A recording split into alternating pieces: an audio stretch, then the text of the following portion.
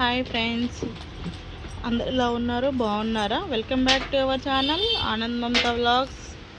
మేమైతే చాలా బాగున్నాం. మీరు కూడా బాగుండాలని మనస్ఫూర్తిగా కోరుకుంటున్నా. అందరైతే అప్పుడే తొందరగా వరలక్ష్మి వ్రతం చేసేసారు. వీడియోస్ అన్నీ పెట్టేసి నేనే లేట్ అవుతున్నా చాలా. మేము వరలక్ష్మి వ్రతం రోజు ఇంట్లో ఏమేమి చేసుకున్నాం, ప్రసాదాలు ఏమేమి, పూజ ఎలా అయింది, ఎలా జరిగింది, వాయినము, అవన్నీ ప్రతి ఒక్కటి ఈ వీడియోలో మీకు చూపిద్దామని అయితే అనుకుంటున్నా.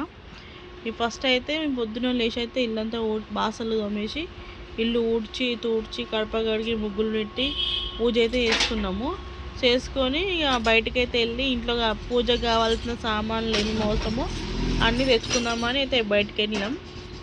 ఇక బయటికి వెళ్ళి పూజకి కావాల్సిన కొబ్బరికాయలు, సోంపు, పసుపు, కుంకుమ, తమలపాకులు, అరటి పండ్లు, పూలు, పళ్ళు, అగరబత్తీలు అన్నీ ప్రతి ఒక్క ఐటెం పూజకి ఏమేమి సంబంధించిన అన్నీ ప్రతి ఒక్కటి ఇక తీసుకొని వచ్చేలోపు టైము 2-3 అయిపోయింది. అప్పటికే ఇంటికి వచ్చేసరికి ఇక 2-3 కాగానే ఇక పూజకు సిద్ధం చేయాలి, అన్నీ రెడీ చేయాలి కాబట్టి మళ్ళీ సాయంత్రం లోపే పూజ అయిపోవాలి కాబట్టి టైం ప్రకారం అన్నీ చేయాలని ఫాస్ట్గా ప్రసాదాలు అయితే వండేసిన.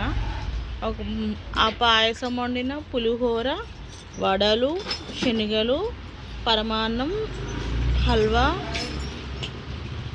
ఇట్లా దద్దోజనం, ఇట్లా చాలా రకాలైతే చేసిన అమ్మవారికి ప్రసాదాలు.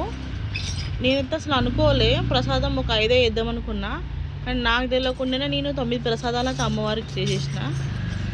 మంచిగా అనిపించింది నాకైతే ప్రసాదాలు వండితే. ఎందుకంటే మనం నియమ నిష్ఠలతో భక్తితో వండుతాం కాబట్టి మనకి మంచిగా అనిపిస్తుంది. ప్రసాదాలు అయితే చేసేసినాక ఇక అమ్మవారికి కావాల్సిన పూజకి కావాల్సిన డెకరేషన్ కొంచెం అది పనులు ఉండే, చిన్నగా అయితే డెకరేషన్ అయితే చేసిన. ఇక దానికోసము ప్లాస్టిక్ పూలు ఉండే